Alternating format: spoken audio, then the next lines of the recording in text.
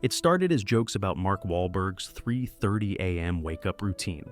But when a factory worker stood up and said, "I wake up at 3:32, but..." the laughter died, and something beautiful began. The Tonight Show studio was electric that Tuesday evening in Manhattan.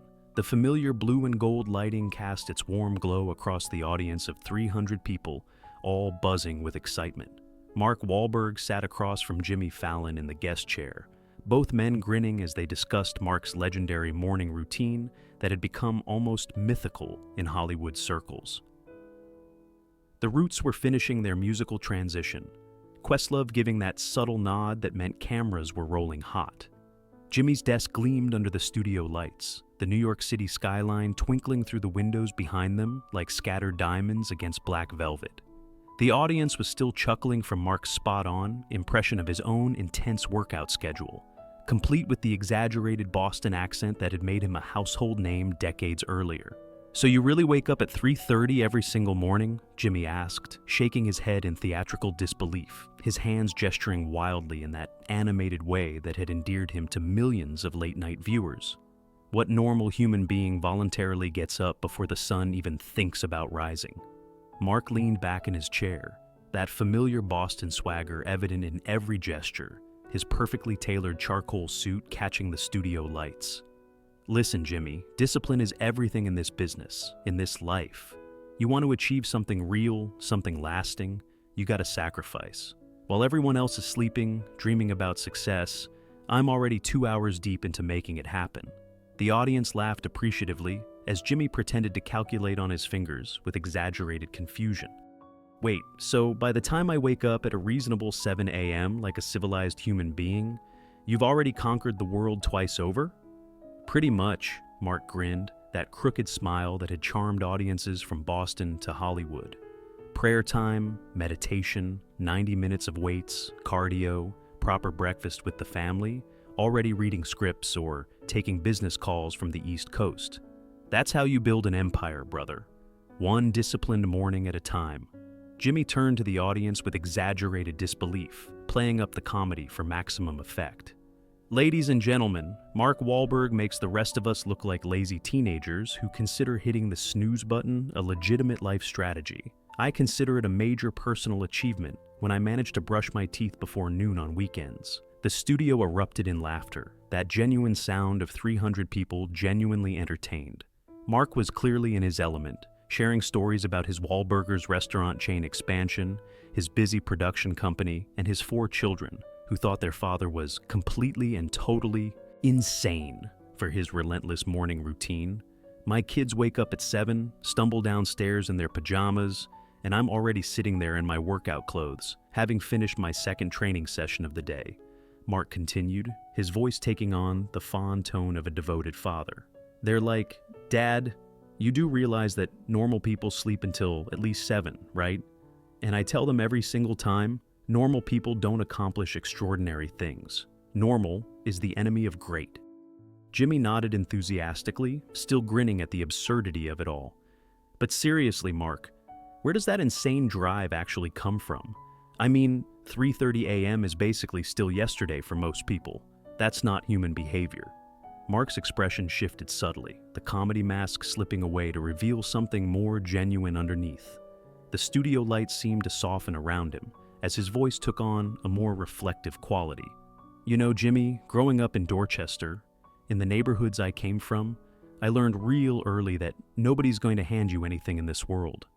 You want to change your life, you want to provide for your family the way they deserve. You've got to outwork everyone else around you. It's really that simple." The audience was noticeably quieter now, sensing the conversation shifting into deeper waters. Mark continued, his Boston accent becoming more pronounced as emotion crept into his voice.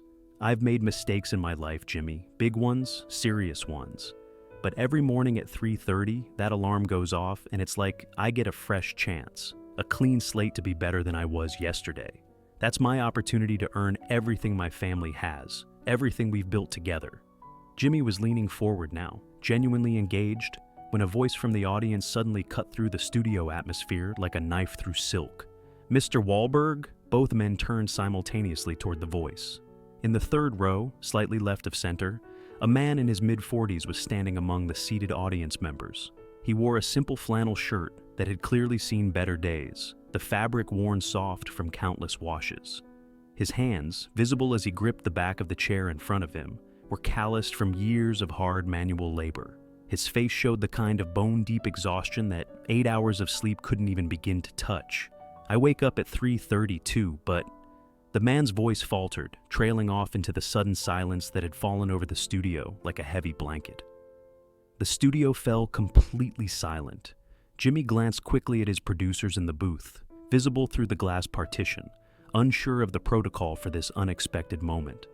This wasn't scripted. This wasn't planned. This wasn't part of the show's carefully orchestrated flow, but something in the man's voice, something in his posture, told everyone in that room that this moment had suddenly become bigger than television, bigger than entertainment, bigger than anything they had prepared for. Mark stood up immediately, his movement fluid and decisive. "What's your name, brother?" "David," the man replied, his voice gaining strength from the acknowledgement. "David Martinez from Queens."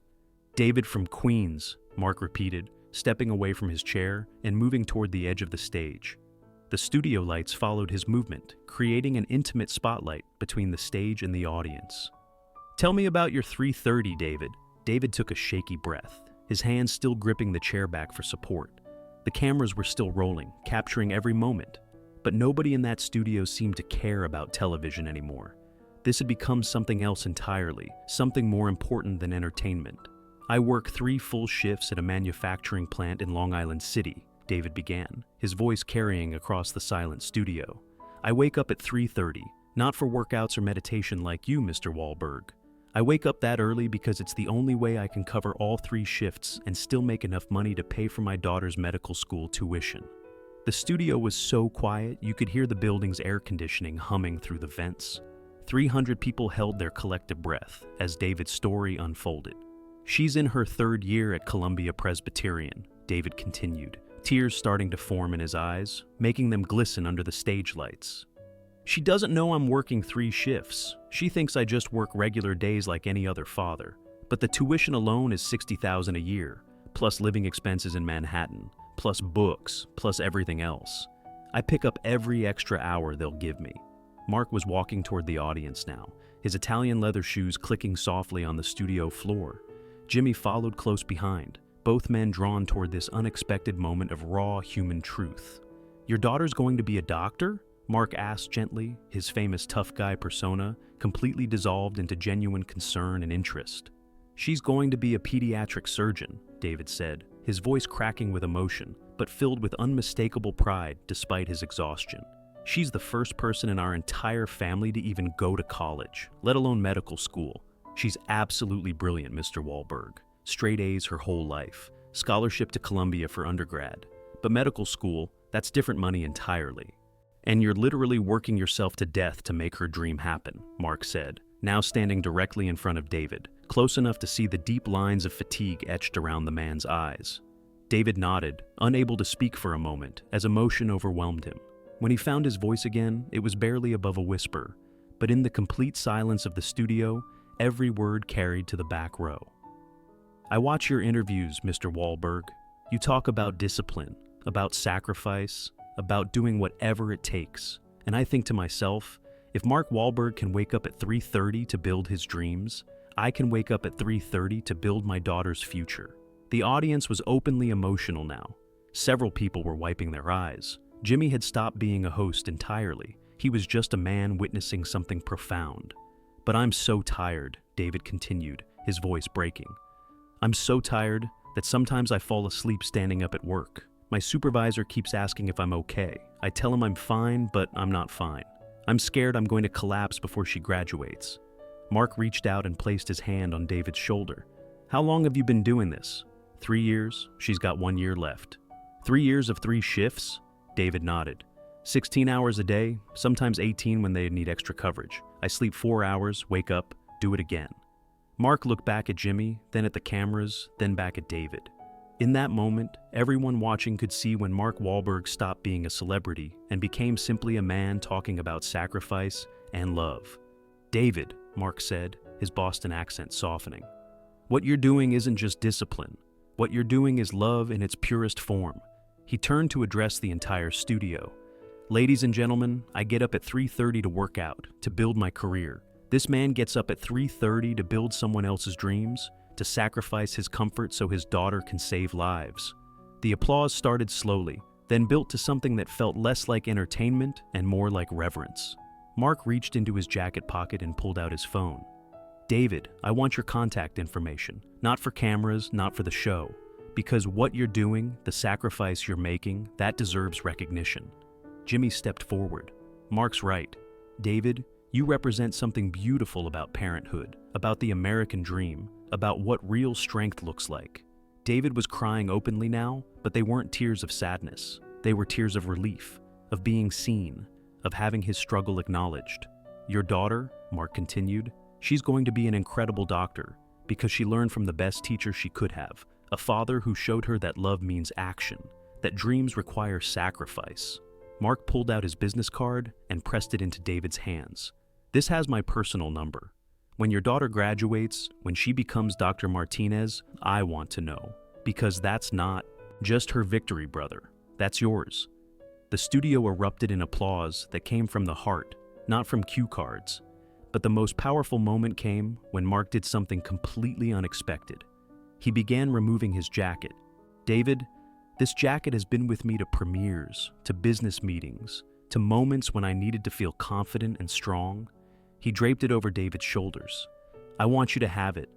Not because you need it to be strong, you're already the strongest man in this room, but because I want you to remember that your sacrifice matters." David stood there, wearing Mark Wahlberg's jacket, surrounded by 300 people witnessing something that transcended entertainment. It was a moment of pure human connection, of recognition between two men who understood what it meant to get up before the world woke up. Jimmy, his voice thick with emotion, addressed the cameras directly. "This is what real strength looks like. This is what love in action means. David Martinez, you are everything that's right about fathers, about sacrifice." The show ended differently that night. No closing jokes, no musical number. Just Jimmy and Mark standing with David as credits rolled, three men connected by understanding that sometimes the most extraordinary stories belong to ordinary heroes. When the episode aired 2 weeks later, it became the most watched Tonight Show segment of the year. But more importantly, it started conversations across America about sacrifice, about parenthood, about heroes hiding in plain sight. David's daughter graduated medical school 6 months later. Mark Wahlberg was there, sitting next to a father who had earned the right to that moment through 3 years of 3:30 a.m. wake-up calls. The jacket still hangs in David's closet, a reminder that sometimes the most powerful moments happen when celebrities remember they're human. And Mark Wahlberg learned something that changed how he talked about discipline forever. Getting up at 3:30 a.m. to chase your dreams is admirable, but getting up at 3:30 a.m. to build someone else's dreams, that's love. And Mark Wahlberg learned something that night that changed how he talked about discipline forever. Getting up at 3:30 a.m. to chase your dreams is admirable, but getting up at 3:30 a.m. to build someone else's dreams, that's love.